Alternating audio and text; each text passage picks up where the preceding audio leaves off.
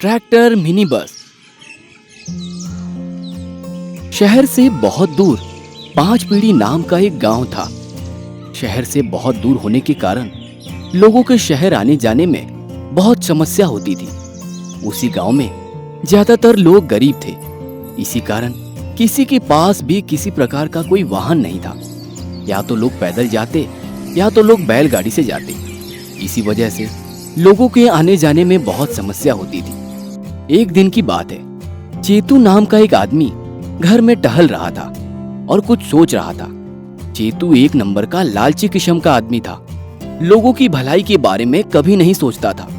हमेशा जितना ज्यादा हो सके पैसे कमाने की सोचता, चाहे वो सही काम हो या गलत, पैसा मिलना चाहिए बस। अरे यार, गांव है कि एकदम बकवास है। कहीं आने जाने का तो कोई सुविधा ही नहीं है। एक छोटा सा काम के लिए शहर जाना पड़ता है, वो भी आने जाने में ही कितना पैसा लग जाता है। एक तो कोई काम धाम भी यहाँ नहीं है इस गांव में। शहर काम करने के लिए भी जाओ तो आने जाने में ही पूरा पैसा खत्म हो जाता है। कुछ तो करना पड़ेगा यार। ऐसा कहकर वो घर से चला जाता है और एक ठेले के पास जाकर बैठता है और पेपर पढ़ने लगता है। ओ काका, एक कप चाय दो यार। तभी चेतन की नजर एक विज्ञापन पर पड़ती है। सेकंड हैंड ऑटो 20,000 रुपए में। अरे वाह, मात्र 20,000 रुपए में ऑटो मिल रहा है। वह सोचता है, क्यों ना मैं इस ऑटो को खरीद लूं और गांव से शहर तक चलाऊं। ऐसे सोचकर चेतन दूसरे दिन वह ऑटो खरीद लेता है। अगले दिन से ही गांव के लोगों को शहर ले जाने और आने का काम करता है। लेकिन अपनी लालची स्वभाव के कारण वह एक बार में कई लोगों को एक साथ बैठाता था, जैसे कि वह कोई धान की बोरी हो। ऐसा रोज का काम था उसका। इससे उसकी अच्छी कमाई हो रही थी। कमाई के साथ साथ उसका लालच और बढ़ते जा रहा था। एक दिन गांव के चौराहे में खड़े होकर जोर जोर से चिल्ला रहा था, चलो चलो शहर चलो, जल्दी आओ नहीं तो ऑटो छूट जाएगी। इतने में कुछ लोग ऑटो में बैठने के लिए आते हैं, लेकिन ऑटो में पहले से ही 4 लोग बैठे हुए होते हैं। अरे भाई, ऑटो में 4 लोग पहले से ही बैठे हुए हैं और कितनों को बैठाओगे? हम आदमी है भाई, धान की बोरी नहीं है। ओ भाई, बैठना है तो बैठो, नहीं तो जाओ पैदल। शहर कितना दूर है यहाँ से, आने जाने में कितना पेट्रोल लगता है तुमको मालूम है? चलना है तो चलो, नहीं तो जाओ पैदल। ऐसे लोगों से बदतमीजी से बातें करता, लेकिन लोग मजबूर होने के कारण उसके साथ चले जाते थे। उसी गांव में एक जुगाड़ू राम चतुर्वेदी नाम का एक आदमी रहता था। जैसा नाम, काम भी हर चीज जुगाड़ से बनाता था। एक दिन वो अपने खेत में काम कर रहा था, तभी उसके ट्रैक्टर के पीछे वाला हिस्सा वो टूट जाता है। अरे ये क्या हो गया यार, पीछे का हिस्सा टूट गया। अब मैं कैसे काम करूंगा? तभी उसकी नजर पास में पड़े हुए 2 हल पर पड़ती है। वो जाकर उसे लेकर आता है और अपने ट्रैक्टर के पीछे फिट कर देता है और फिर से खेत की जुताई करता है। इसी प्रकार किसी का किसी तरीके से वो जुगाड़ कर लेता था और अपना काम चलाता था। एक दिन जुगाड़ू राम का ट्रैक्टर खराब हो जाता है। अरे यार, ये ट्रैक्टर फिर से कैसे खराब हो गया? चलो शहर जाकर इसका कुछ पार्ट्स लेकर आता हूँ। ऐसे सोच के वो गांव के चौराहे में ऑटो पकड़ने के लिए चला जाता है। चेतू शहर जाने के लिए तैयार रहता है। उसके ऑटो में खचाखच लोग भरे हुए रहते हैं। अरे जीतू भाई, शहर जाना है, कितना टाइम चलोगे? चलो बस 1-2 लोग और आ जाए फिर चलते हैं। अरे तो इतने सारे लोग तो पहले से ही बैठे हुए हैं, उसके बाद भी तुमको और आदमी चाहिए? इतना भी लालच किस बात का यार? क्या भेड़ बकरियों की तरह ले जाओगे? जुगाड़ू, ज्यादा दिमाग मत लगाओ, चलना है तो चलो वरना जाओ पैदल। चेतू की बात सुनकर जुगाड़ू को बहुत गुस्सा आता है और मन में सोचता है, कुछ ना कुछ तो करना ही पड़ेगा। चेतू वहां से लोगों को लेकर चला जाता है। जुगाड़ू वापस अपने घर चला जाता है और घर में आकर सोचता है, कुछ ना कुछ तो करना पड़ेगा। ऐसा क्या किया जाए जिससे गांव के लोगों के शहर जाने की समस्या दूर हो जाए। अगले दिन जुगाड़ू राम शहर जाता है और वहां से बहुत सारे सामान लेकर आता है और अपने ट्रैक्टर और ट्रॉली को सवारी गाड़ी बनाने में लगता है। ट्रॉली के पीछे भाग में कुर्सियां लगा देता है। लोगों को धूप ना लगे इसलिए ऊपर में शादी वाला टेंट लगा देता है और सामने में एक पंखा भी लगा देता है।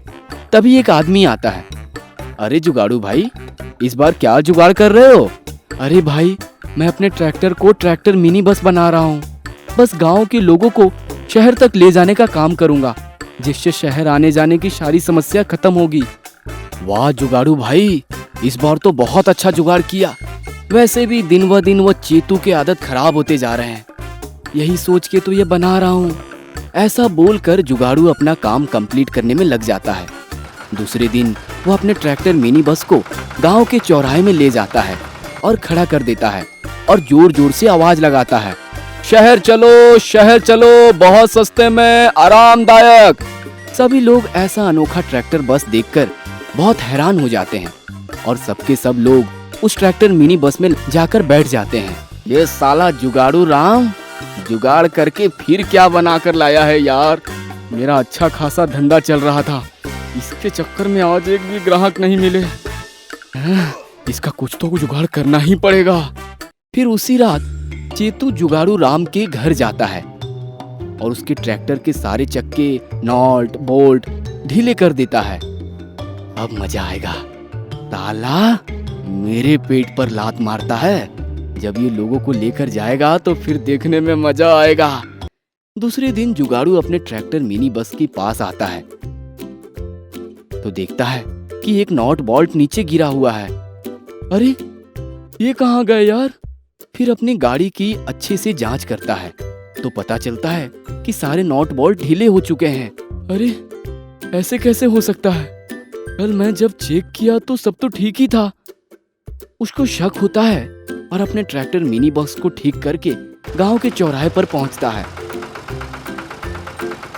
और उधर चेतू इंतजार करता रहता है। आज तो मजा आएगा, मेरे काम में टांग अड़ाता है। रोज की तरह जुगाड़ू अपने ट्रैक्टर मिनी बस में लोगों को बैठाता है और शहर की ओर निकलता है। चेतू उसके पीछे पीछे अपनी ऑटो लेकर निकलता है और ट्रैक्टर मिनी बस को ओवरटेक करने लगता है।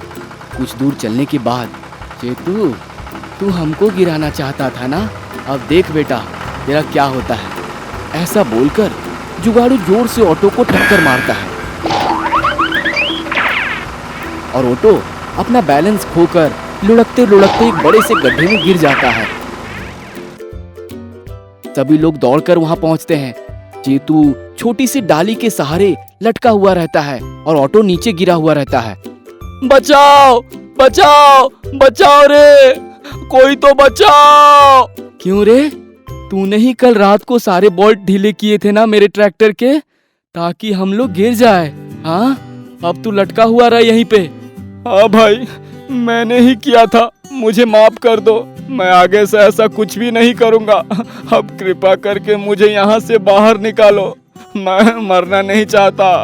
अभी तो मेरी शादी भी नहीं हुई है। सभी लोग मिलकर उसको वहाँ से बाहर निकालते हैं। मुझे माफ कर दो जुगाड़ू भाई, मैं लालच और जलन के कारण तुम्हारा नुकसान करने का सोच रहा था, मुझे माफ कर दो।